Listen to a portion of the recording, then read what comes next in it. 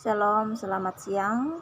Atas nama Bertani Sirulapa, kelas 1C semester 1, Fakultas Fisik Sosiologi, mempresentasikan makalah politik konstitusional dalam demokrasi multinasional. Dalam makalah tersebut ada 4 macam rumusan masalah, yaitu yang pertama, apa itu politik konstitusional dalam demokrasi multinasional? Yang kedua, siapa aktor politik konstitusional di demokrasi multinasional? Yang ketiga, bagaimana politik konstitusional? 4. Bagaimana janji konstitusi dan perubahan di Skotlandia referendum 2014? Dalam pembahasan ini, politik konstitusional dalam demokrasi multinasional, keragaman yang mendalam dari demokrasi multinasional membentuk politik konstitusional.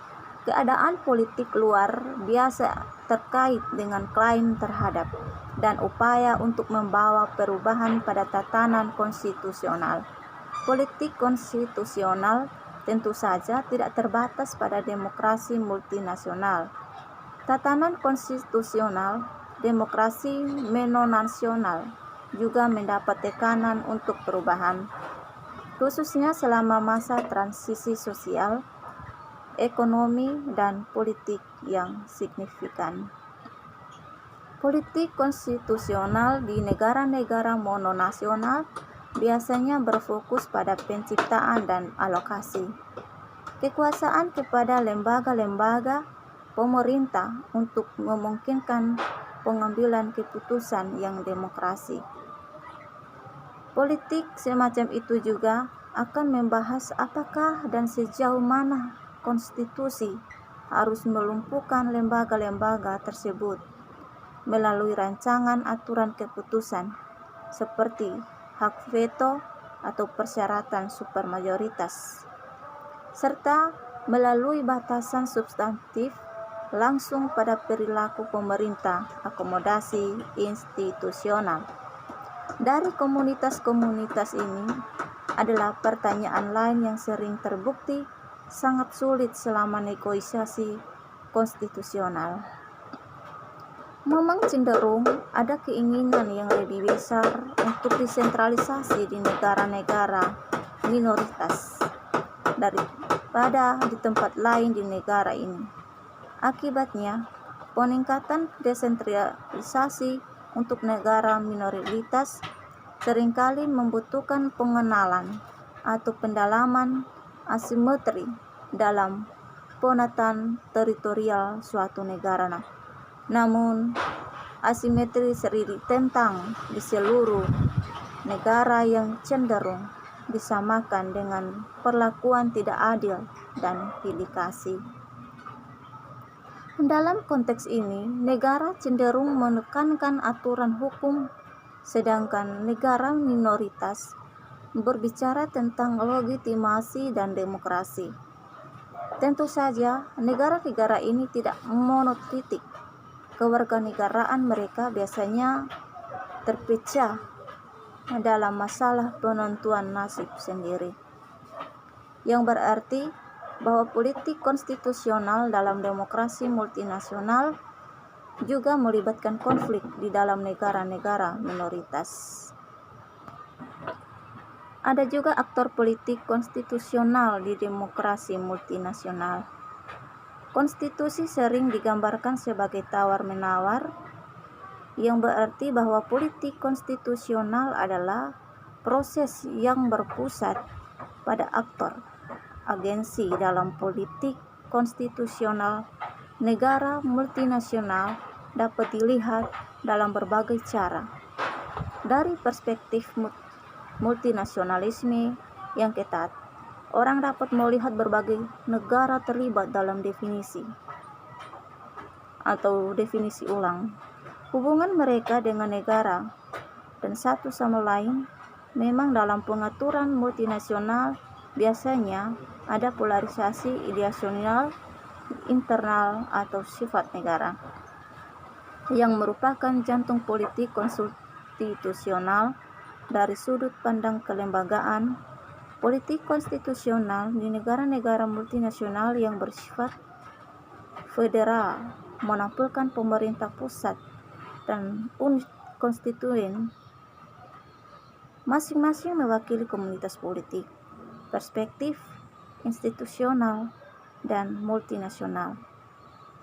Dapat digabungkan dalam pandangan bahwa pemerintah pusat mewakili dan mempromosikan negaranya di seluruh negara.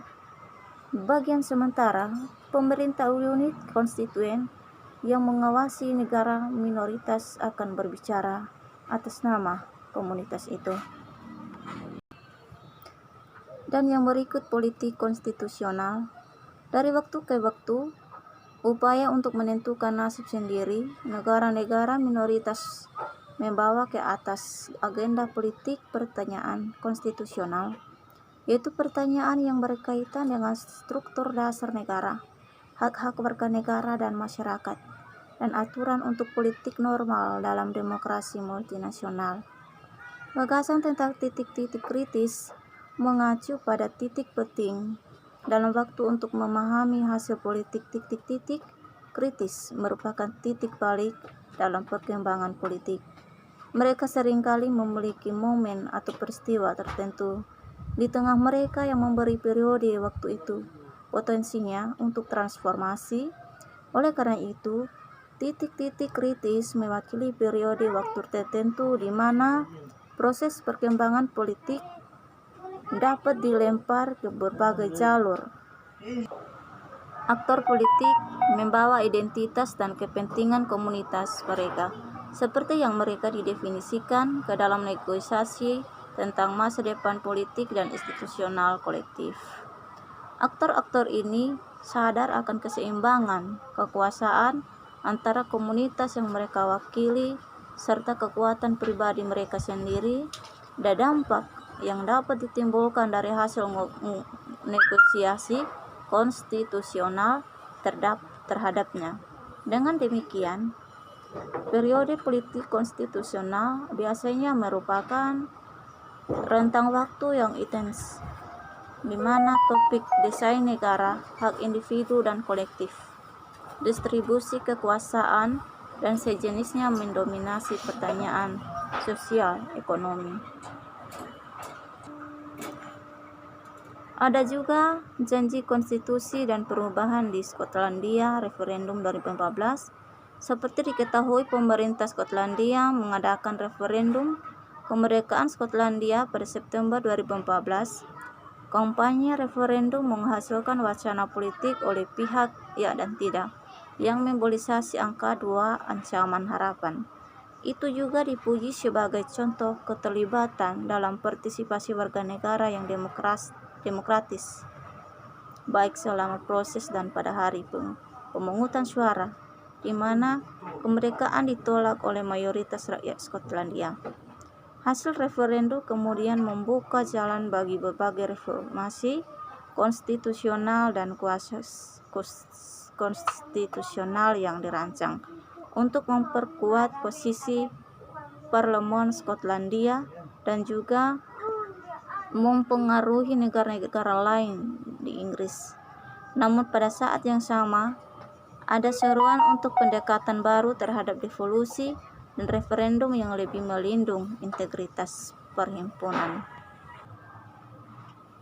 Perkembangan yang mengikuti pemungutan suara Brexit 2016 juga telah menambah ketidakpastian lebih lanjut pada posisi negara-negara devolusi dalam kerangka konstitusi Inggris yang lebih luas.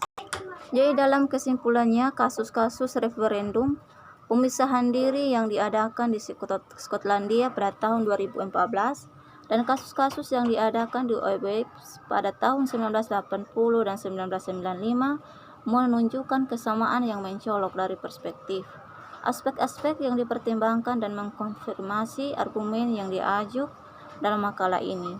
Dalam setiap kasus ini ada ketidakpuasan umum di negara minoritas dengan kerangka konstitusional yang lebih luas, tetapi mereka tidak dapat secara sepihak memulai proses perubahan konstitusi dengan peluang keberhasilan yang nyata.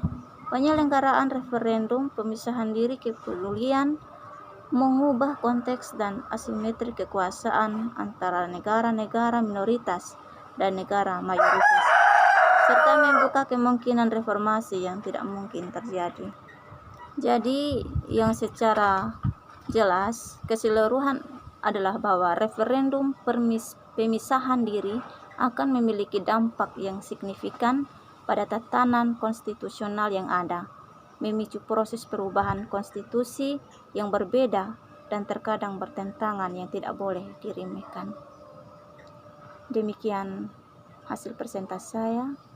Atas perhatiannya saya ucapkan terima kasih. Salam.